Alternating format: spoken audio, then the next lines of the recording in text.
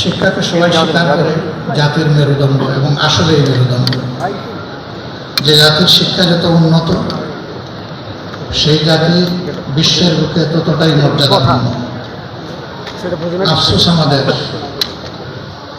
অর্ধ শতাব্দীর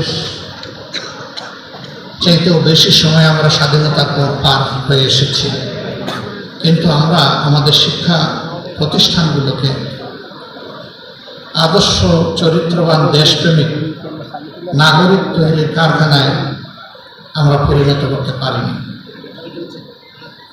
উপরন্তু আমরা লক্ষ্য করেছি শিক্ষা প্রতিষ্ঠানে অস্ত্র, রক্ত এবং লাশের মিছিল। দেশবাসী এরকম হৃদয় বিদারক দৃশ্য আর দেখতে চায় না। অনেক রক্তের বিনিময়ে দফায় দফায় এই জাতি মুক্তি এবং স্বাধীনতার স্বাদ পাওয়ার প্রত্যাশা করেছিল, সে প্রত্যাশা এখনো পূরণ হয়নি। 24শে আন্দোলন এবং ত্যাগের মধ্য দিয়ে নূতন যে প্রত্যাশা জন্ম নিয়েছে, একটি নূতন বাংলাদেশ, মানবিক বাংলাদেশ করা, আমরা সাধারণ অভিভাবক হিসাবে প্রত্যাশা করি আমাদের শিক্ষা প্রতিষ্ঠানগুলো যেন শিক্ষা এবং গবেষণার কেন্দ্রে পরিণত হয়। এখান থেকে চরিত্রবান দেশপ্রেমিক নাগরিক যেন বের হয়ে আসতে পারে।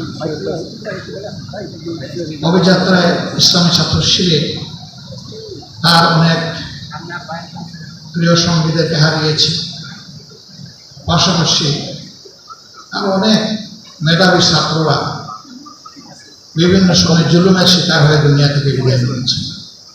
বিশেষ করে 24-এর যেটাকে দ্বিতীয় স্বাধীনতা বলা হচ্ছে, এই সময়টা চোখের সামনে পাখির মতো গুলিয়ে করে আমাদের সন্তান এবং সহকর্মীদেরকে হত্যা করা হয়েছে। প্রভুর দরবারে দোয়া করবো আমরা, আল্লাহ যেন তাদেরকে মর্যাদাবান শহীদ হিসাবে